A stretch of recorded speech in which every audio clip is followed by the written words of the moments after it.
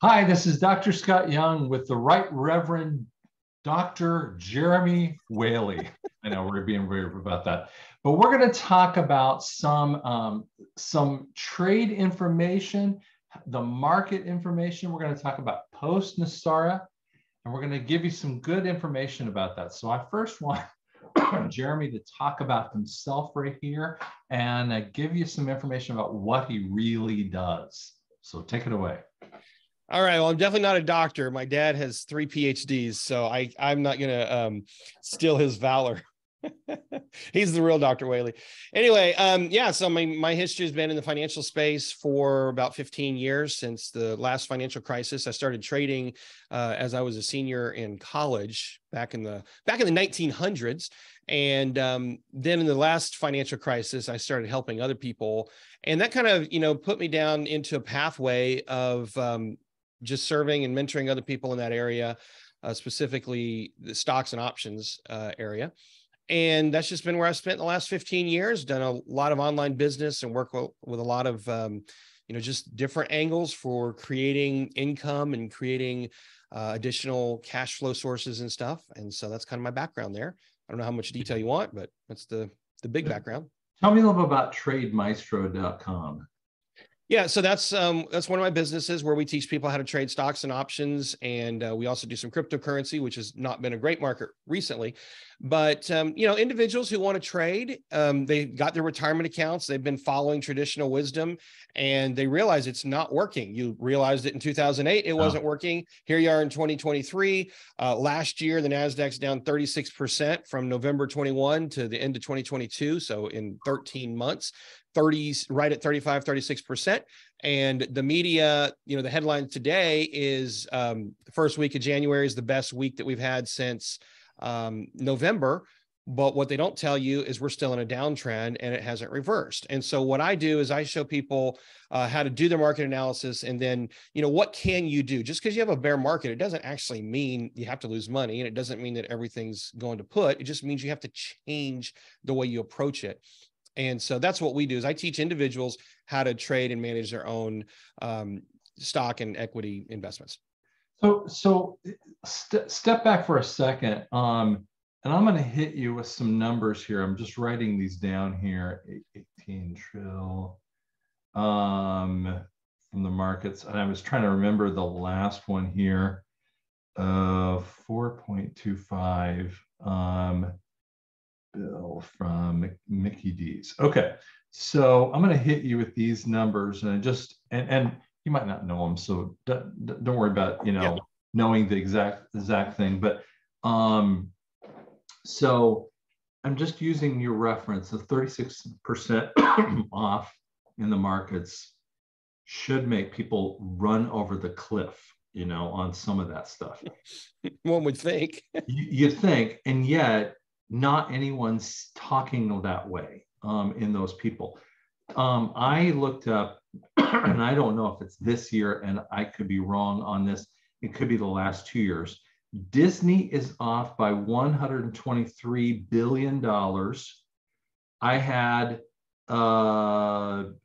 McDonald's off on a quarterly basis by $425 billion. Now that was off of different time frames. I've seen that Amazon, now this is probably over about a 3-ish year time frame, off by $1 trillion, have shaved off that number. The markets are off, have lost on a total basis maybe $18 trillion. And that should mean that everyone should be doing drastic changes to their market points. And yet, here's my question. Now, you and I are both sports fans. I mean, you're Nashville, I like Denver kind of stuff. And I just want you to answer this one, because this one bugs me a lot. And I don't know how to put it. So and again, we're talking about the woke idiots, out there. So when I watch like a Nuggets game or a, whatever, and I'm seeing like, the Amazon, the Disney, and the McDonald's, and they're off that much, why wouldn't they be backing off their advertising budgets even a little bit, as opposed to the nature of the losses that we're seeing here? I mean, doesn't that say that what we're doing in these communities here, isn't that kicking them in the teeth? What would you say? Well, when you say off, I mean, you're talking about where are you quoting those numbers from? Are you talking about market cap? Because when you look at, like, I'm looking at the Disney chart right now, and at the end of middle of March 2021, Disney was trading at $200 a share, and currently it's less than 100. So if you're talking about market cap, is that where you're talking about? Well, and I mean, I don't remember exact numbers on this. This was an article that I pulled out some article points. So I know I'm not going to be perfect on that. So yeah. Well, I'll just, current market cap for Disney is 181 billion. So if it was $200 a share, it was twice that. So it's down 50%. So it's 181 billion roughly. Yeah. But no, that doesn't actually impact your marketing budget. Because what people don't understand, stock, and especially your market cap, think about it like your home. Whenever a company goes public, what they do is the initial owners, they're basically divesting so that they can get some cash out, and that money goes into the business. So when the share price comes down, if you have a $500,000 house and it goes down to 300,000, does that change your month-to-month operating budget for your home? No. Right, yeah. It changes your net worth. It changes your the numbers you present to the bank. You can't get lending against that house, but it doesn't change your operating budget for your home and for your day-to-day operations. Same is true for a publicly traded company. So when they divest of the original owners and they bring in, however many millions of shareholders, the shareholder actually experiences the pain way more than the company does.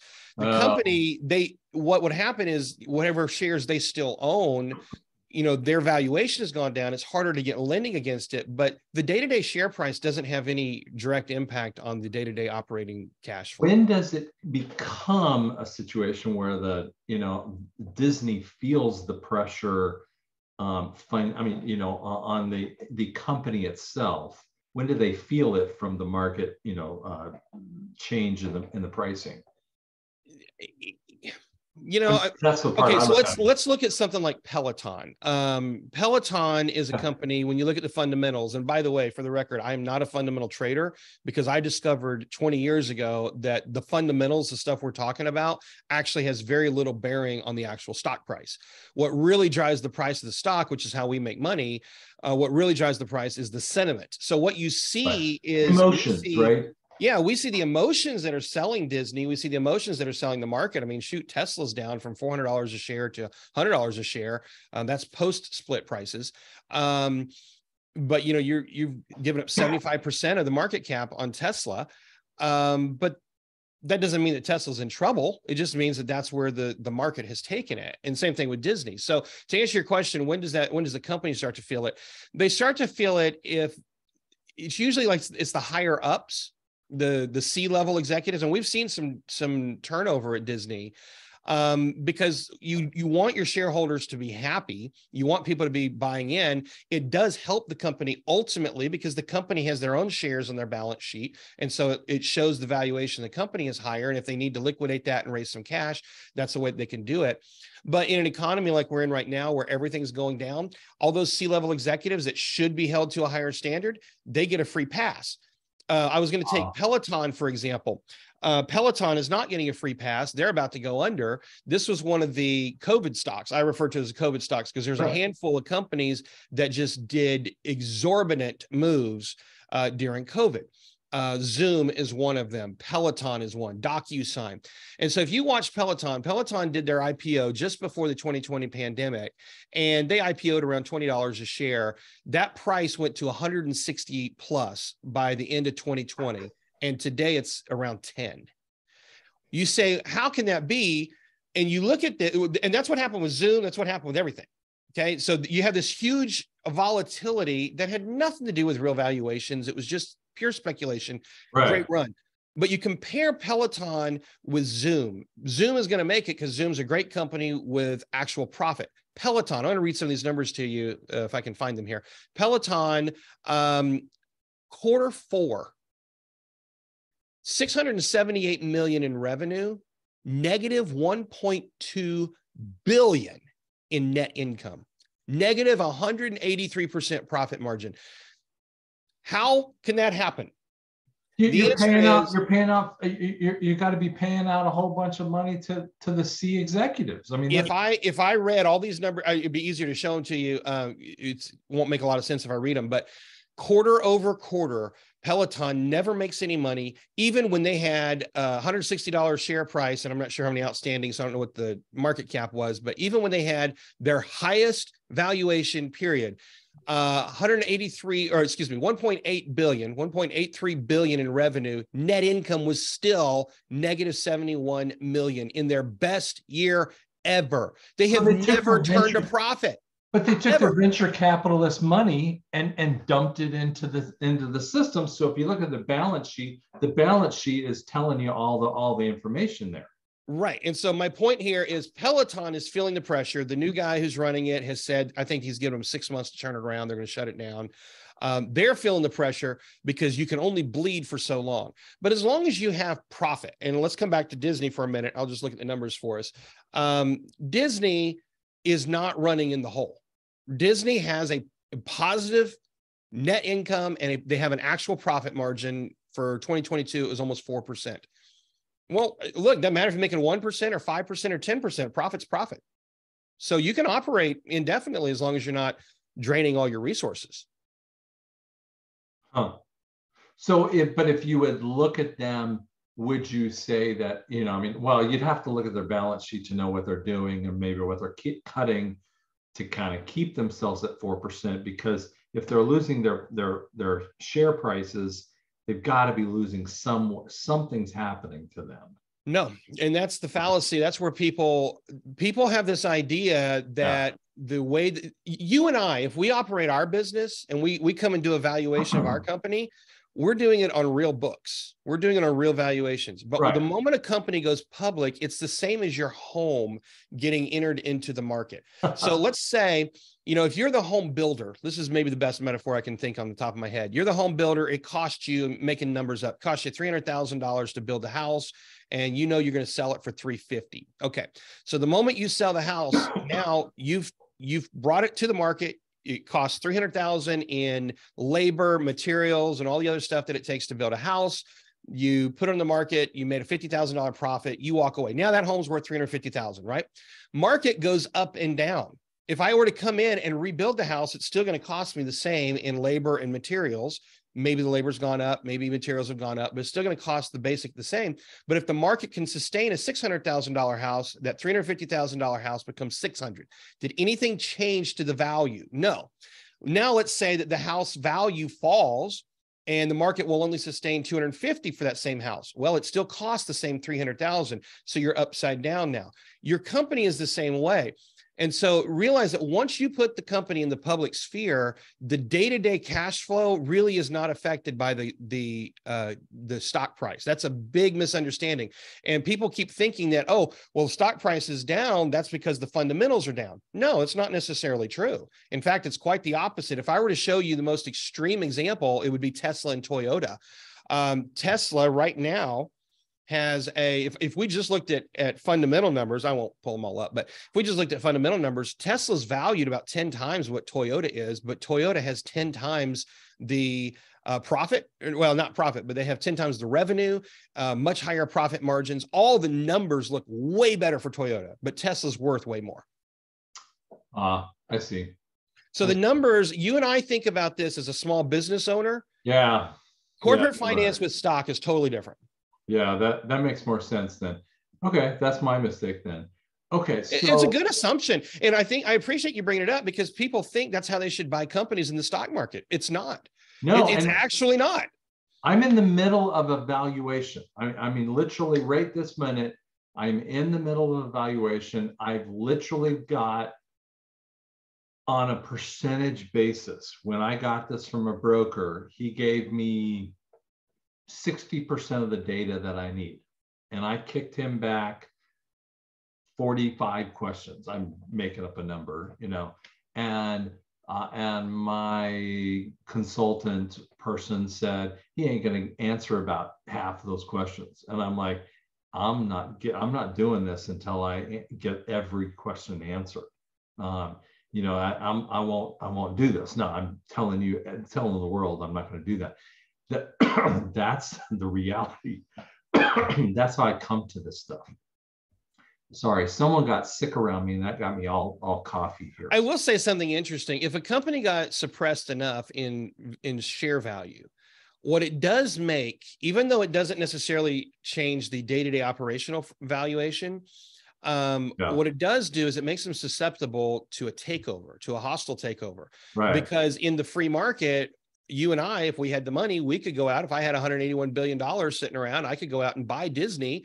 And with Disney valued at $100 a share, that's more attainable than when it was valued at 200. So if I can go get a controlling interest of the publicly traded shares, now suddenly Disney is in trouble because I bought them right up from underneath their nose, and it's because their values were so cheap. But see, one of the things, and I'll say this, and then we can move on because I don't want to get too lost in this one, because you and I could go on this. We love this stuff. Yeah, the weeds can go pretty deep here. Exactly, but I've been hearing also that Disney owns ABC and ESPN and other things, but I mean they've been saying to ESPN, you're going to have to go on your own, and I'm kind of going, wait a second, that's and that's what I kind of feel like they're looking at piecing off different things, because they're going, when you say they're at a 4% profit, they're saying we're going to keep our profit no matter what. But that's at a cost.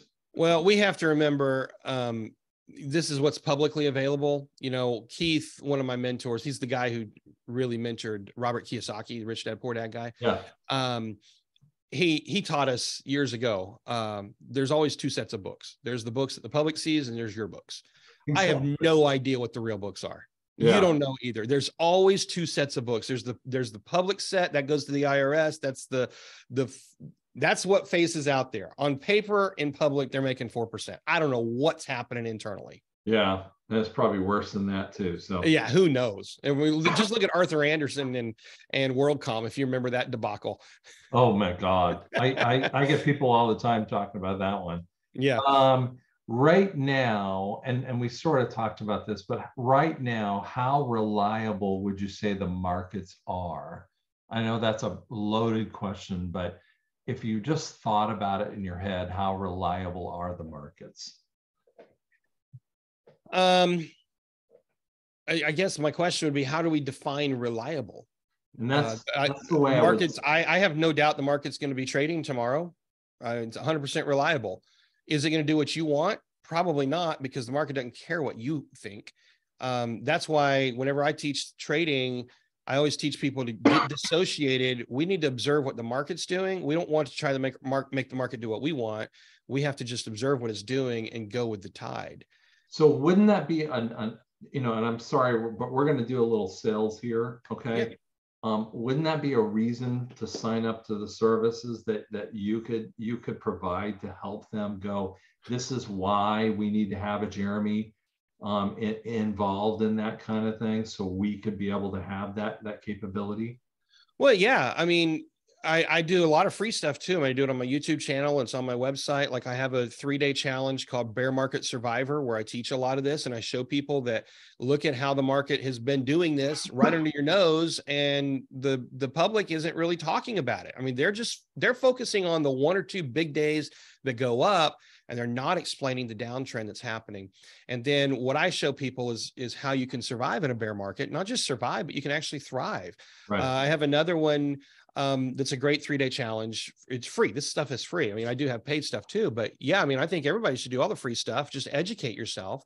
Right. I have another course called Raging Profits with ETFs, and I show people how you can, over the course of about 4 or 5 different positions, using some very simple tools, you can construct a strategy that's very reliable in every market condition, and you know what to do, but you can't abdicate it. That's where people go wrong. And this is really the reason that truthers have a role today, is they're trying to wake people up.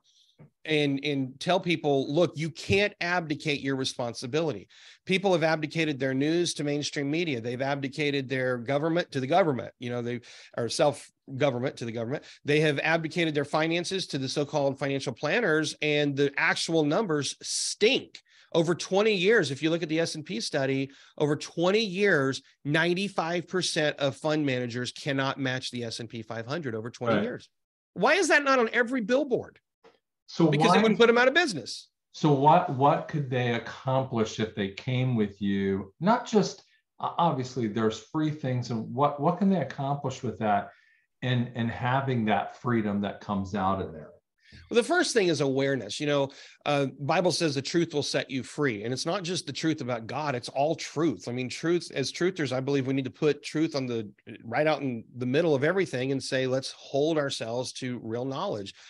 Get it out in the open, get the conversation going. Once you start to educate yourself, and I say you, but if once a person starts to educate themselves, they don't have the same fear. And you realize it doesn't have to be scary. The stock market's not a scary place. I don't have a degree in accounting. I stink at math. I was a musician.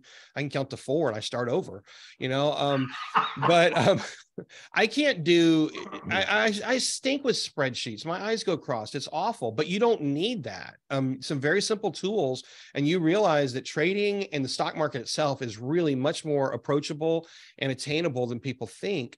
And it just starts with that awareness. Once you go from that incompetence to kind of like this conscious incompetence, like, okay, now I know I don't know. Now you can start that learning process. And, some people choose to go really deep and become day traders. And some people just want to move their money once a month and keep aware of it. So I think for everybody, it's a different place in the spectrum. It really just depends on the person. But what you gain from it is just awareness, and just you're educated. And that's what I would like to, I'd like to say too, guys. Jeremy, what I want you to see is that there's some gorgeous people in this community that I know you guys are looking at. There are people who kind of give you the broad-based news. I'm going to highlight a person on that I've used in the channel. Her name is Sandy C, and she'll just show you this, like, all this news, right? And she just takes a whole bunch of news. This woman never sleeps, right? And that would be like a reporter type, okay? And then there are real focused people that are looking at very specific things. Okay, that's kind of what I am. That's what Jeremy is, okay? And where I'm kind of looking at the history of the Fed and the NASARA thing, what Jeremy's looking at is the money and the gold and the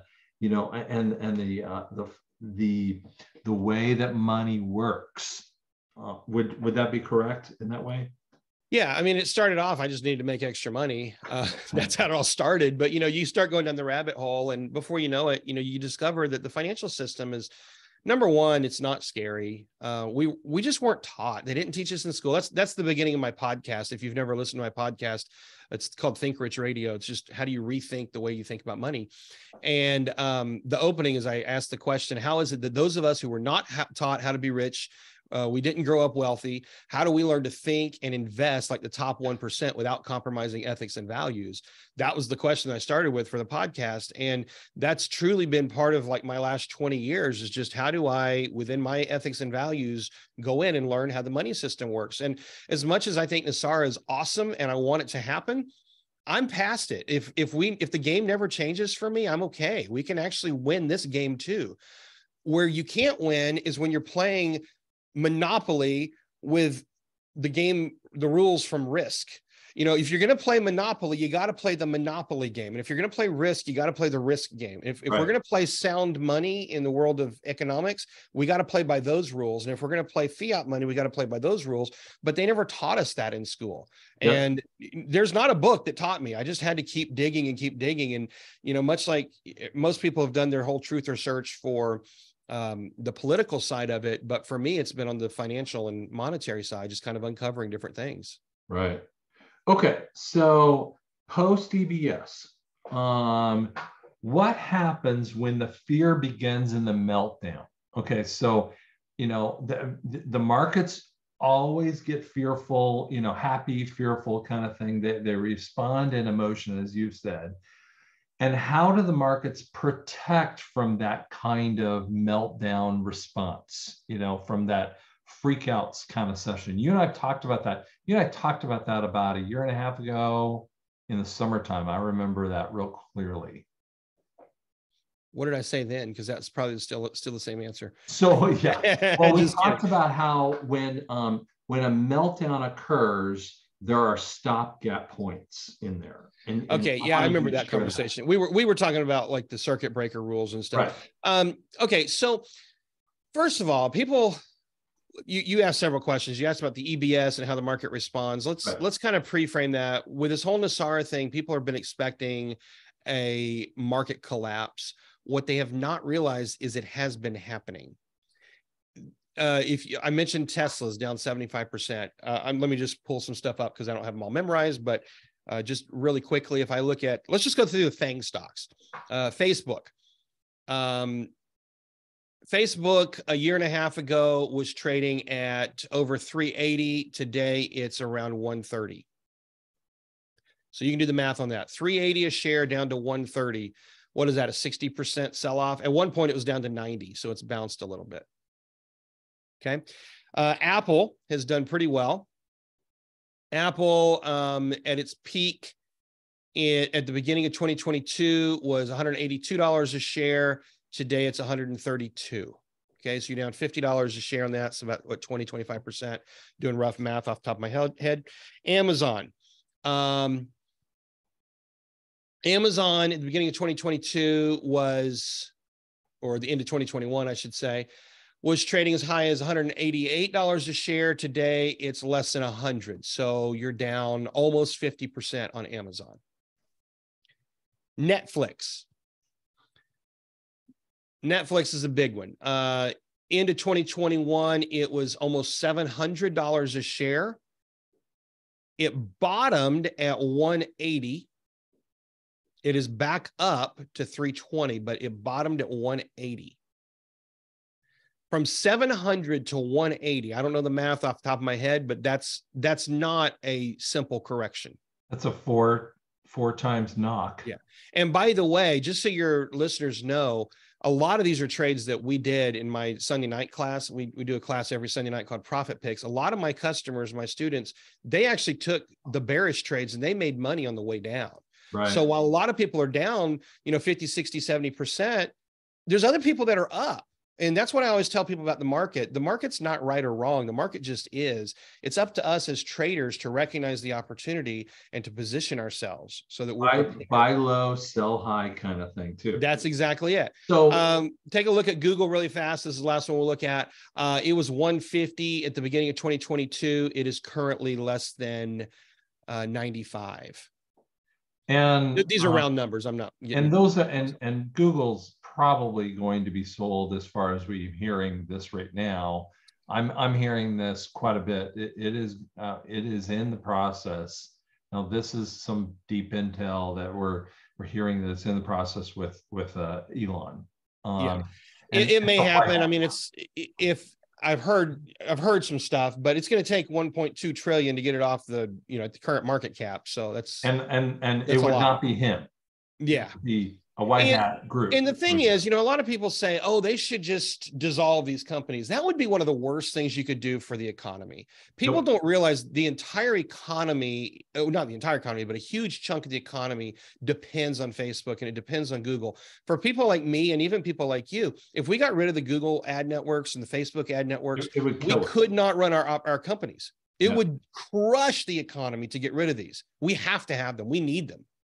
But I think that there's a key that I want to throw out at you here, and then we'll jump back to this just a hair.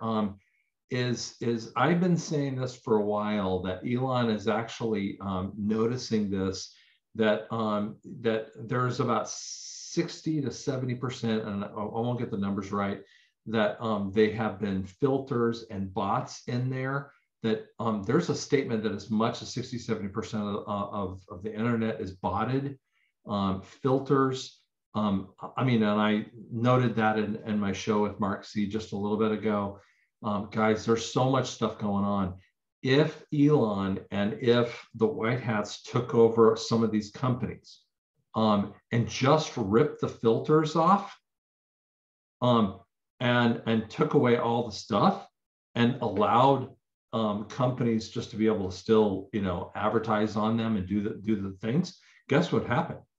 It would be wonderful for the people. But these filters have been just shoving them to the big companies.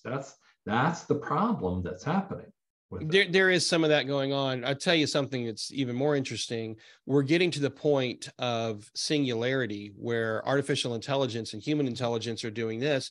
I was just looking at, you'll appreciate this as a writer. I was just looking at a writing tool that can literally write almost 100% of your copy for you, for your ads, for your blog posts, for your books. Artificial intelligence for ghostwriting for your books. I was looking at AI. They're using AI to generate your image content. And it's getting to the point, I was listening to a podcast last week. They think in the next year, we'll be at the point where 90 to 95% of content generated on the internet is generated by AI. And so it's not just bots, it's just AI. I think that's a great idea for some kind of content too. I think we need to get back into having real humans really writing some stuff. Oh, I totally agree. I totally agree. But my point is that there's some of that we can't get away from because it's just where society has gone. Right. And so to say we're going to get rid of all bots and all artificial intelligence, that's naive. We have to learn how we're going to work with it. Right. But in a down to a tiny, realistic point. You're preaching to the choir. Well, we left some open loops a minute ago. You asked some questions. The fear. How do we deal with that? The circuit breaker kind of conversation. Yeah. Okay. So what we were talking about a moment ago before we took that little rabbit trail is people have been looking for a market crash, but I just gave you big numbers. I mean, 50, 60, 75%, some of these companies are off. That is a market crash. When you look at, these are some of the most heavily traded companies. So a lot of the market crash has been obfuscated by other smaller companies that have not crashed as much. The index itself being propped up. The Dow, by the way, the Dow is the only one that is not in a clear bear trend. And that's the easiest one to manipulate. There's only 30 stocks in the Dow Industrial Average. When you look at the S&P and you look at the NASDAQ and you look at the Russell 2000, the bear trend has not once broken the bear trend in the entire year 2022. The Dow is the only one. The Dow is the outlier. And that's the one I feel like is being manipulated because that's the one that gets the most press and it's the easiest one to manipulate. It's only 30 stocks. Right. So those are some things to keep in mind. The story you're not hearing is the NASDAQ. The NASDAQ's down 35% and they're not talking about it. Why not? That is a market crash. Yeah. Okay. What people have been thinking is it's going to happen overnight. And coming back to your question about the EBS, I can't tell you if it's going to happen overnight with a big market crash or not. I can't tell you how people are going to react because I don't know what an EBS is going to look like. We all are speculating. I think it all depends on what they announce. If they just announce something to the effect of, somebody who's in control of the world has been dethroned. I don't know what would get censored, so I'm going to just use vague language here. But, if this current scandal that we see going on were to dethrone somebody, and maybe there's hey, we have a crisis here and this is happening, so we have to send this EBS. I don't think that would send the market into a complete panic. If they come out and they say, this data that was released was completely wrong, and it turns out that we're having 10% inflation a month and we lied about it, that would send the market into a free fall. So it all just depends on what the data is that comes out and how the emotional response is to that data. Right. Well, and I think, I'm already saying this. I think we need to do this next week too. I want to do that. So I'd like to kind of keep the same time frame we did, and let's we can probably do that. And do that next week but I think what we're hearing, what you're actually seeing in here is an expert in this kind of thing. And, Scott's got some information, small business information and some of this other stuff, but, I'm getting massaged in that way too. You know what the word talks about is iron sharpening iron. when iron sharpening iron, it doesn't mean that it doesn't hurt you. And too Yeah. many times you think it hurts you. And I see people getting really pissed off at one another with this. I want to end you with this one point. And I want to get your opinion of this one, because this one's hysterical. So there's this woman who I've been trying to like build up her hope with. And she actually said she listened to a guy who, a big kind of guy, and he was talking about hope, and he said, I don't know how she got the idea, but Scott, you've been giving so much hope out that we think the military is not going to do anything because you've been sitting out hopium so much that they're not going to do anything, and the world needs you to shut up. And it was like, what are you talking about? And I mean, it just went on and on and on, and I went back and forth over this kind of thing. And I was trying to do an iron sharpening iron, and I was like, and I tried to kind of say to her, hey, listen, that makes no sense. And she could have come back to me and said, I'm sorry. I'm sorry I offended you, or I'm sorry I did this, or, sorry. And we could have done this. And here's what she ended with. She blocked me because she was too scared to like have a conversation with us. Does that make sense? If, Jeremy and I are not going to agree on everything, and it's okay. So he's going to correct me, and he just did. Right? Did I correct you? You did. I mean, a couple of things. I thought I had some good. I didn't mean to. No, it's wonderful. It's wonderful. Yeah, but we all have different perspectives, and the thing is, if you're in the search of truth, I came to this years ago. This was the path of my spiritual journey, because I grew up in a very, very dogmatic, small-minded church background, and we were not taught to question truth. What we were taught is this is the truth, and anything that's different is wrong. So it's almost like a cult. And as I came of my own age and started to realize that other human beings that called themselves believers were actually Christians, and I didn't have to isolate from everybody, as I kind of started to go down that road, I got to the point where I said, okay, if it's from truth, if it's from God, then it's truth. And if it's truth, then it's of God, because God's the author of truth. So it doesn't really matter what the truth is. If it's true, I should care. That was like my journey 25 years ago. And I even got to the point spiritually, now I didn't change my beliefs necessarily, but got to the point where I said, you know what, even if I got a message from God that Muhammad is the son of God, well, if that's the truth, I should accept it. I shouldn't be afraid of it, because that's from God. And my desire was to please God. Okay. And so I just started my own journey of saying, if it's true, I want to know it. And I'm not afraid of truth. Well, there's too many people that are afraid of truth because they need to confirm their dogma. And that's what we see in especially a lot of online communities, is we see people that will pick up any piece of data, any piece of information that confirms their bias, but it may or may not be true. But then they hang on to that as though it's truth just because it's confirming their bias. And whenever people respond, like you mentioned, a couple of things that I've learned. Number one, hurt people hurt people. So people lash out at you and say you're just spreading hopium because they're hurt. They're hurting really, really bad. And one thing that's helped me when I have my haters is to just really try to have a lot of compassion and see life through their eyes. One of my mentors taught me that I can't influence someone as long as I'm judging them. So I really try to see life through their eyes and say, well, what's hurting them so much that they would have to lash out that way? That's the first thing. And then the second part of that is we have to realize that people, yes, hurt people, but they're not really filtering the truth. What they're trying to do is they're trying to confirm what they want to be true. And so our job is just keep putting the truth out there and let it just marinate, and people will come to it as they come to it. You lead a horse to water, can't make them drink. And we just keep putting the truth out there. I think the more people that you can have on your show, I think the better, because you get a lot of different voices, and I can bring in my stuff, and there's going to be a crypto guy that can bring in something, and he and I, or she and I, could go at it, and I can probably help them. They can help me, and we can all help each other. And that's the nature of the town hall, right? To just have the conversation. Right. Well, you just sort of said it, but you walked past the word, but we'll end it with this. John 17:17. Sanctify them in the truth, for your word is truth. And the word in Greek here is hagios.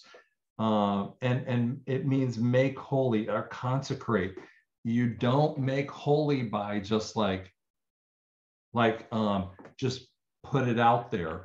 You have to like dunk it in. You have to get in, and it's a scrubbing process in essence. Yeah. Okay, and so it's a physical kind of thing, and so just like when you get it in a bathtub or you get in a shower and you are really dirty. I remember I had to like basically mow my parents' 5 acres. And we're not talking about in a time frame when you had really good mowers. This is a crappy mower back in the 80s, and it wasn't any really good. And we're talking about like 5 foot high, really bad stuff around that place. I could barely get through anything, and I was covered with junk on me. Yeah. And so scrubbing like that, that's what that word actually means here. And so we need to do that with one another. And when we do that, sanctify them in the truth, for your word is truth. What we find out is that we're gonna be able to enter in that kind of point and be able to work with one another in there, because that's where we're gonna find it. We're speculating here. Yes. Yeah. We're speculating in that point. But part of that is that we're coming into something that has really never existed. When we come into this post EBS, post NESARA stuff, I don't care if Jeremy's right about this with a lighter NESARA kind of thing, or a lighter EBS kind of thing, or a heavier EBS thing. It is still not going to have existed in this. Oh yeah, we're already living the unexisted. Yeah, it's never been here before, and especially when we have a gold-backed currency, no one's going to have a clue how to do this. And here's the thing: God woke you up for a reason, and the reason is that you need to be the leaders with this.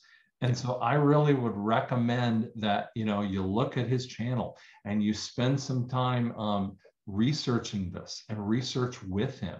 Sign up to his channel, sign up to those classes kind of thing, and look into that, because I think it'll make a difference too. So yeah, I appreciate that. And I'd like to leave this with your listeners.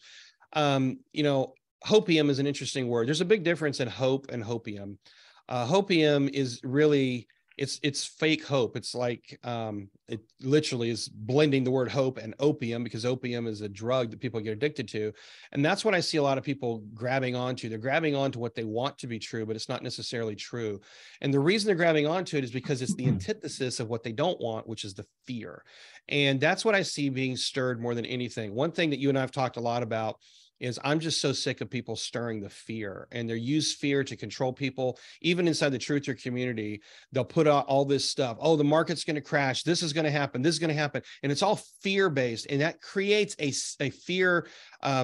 What's the word? It's like an adrenal stimulus in your body, cortisone. And your body has this fight or flight reaction. And then the only way to counter that is the hopium, which is the fake hope, which says, no, it's not really going to happen that way. Or we're elite. We're above that. Look, if it's a fear, it's not from God. And so that's kind of part of my big mission, is to tell people, you don't have to be afraid. Just everybody calm down. Let's breathe. There's a solution to everything. The market has already been crashing. If you're sitting here waiting, I love it. Every day I see on social media, why isn't the market crash today? Why is it up? It has been crashing. What have you guys been paying attention? Right. Because it goes up one day and down the next. You're not seeing the big picture trend. Look, it's all happening. And it's not going to be devastating. The white hats, the so-called white hats, or the anti-cabal, as you like to refer to them, they don't want to create chaos. So they're going to do everything they can do with an EBS and other things to create calm, not create chaos. So I think will we see a negative reaction to some degree? Probably, but I think there's going to be a lot more calm than people are expecting. And I would really encourage people to just breathe. Check yourself. What's the emotion that's coming up? Is it fear? If you're saying, I'm afraid of the money, I'm afraid of this, I'm afraid of that, maybe you don't use those words, but if that's the emotion you're feeling, know that that emotion is not from God, and you need to step back, get dissociated from it, get anchored in the truth, and then reapproach, because there really is a logical answer somewhere. We just got to find it. All right. Well, thanks so much. I appreciate that, guys. And we'll be checking in. And just, hey, guys, like and subscribe. That helps me out with that too. And guys, I'm not trying to like make money off of this. I'm just trying to help out with that too. But really go check out Jeremy WHALEY with trademaestro.com. So thanks so much. Thanks, Scott.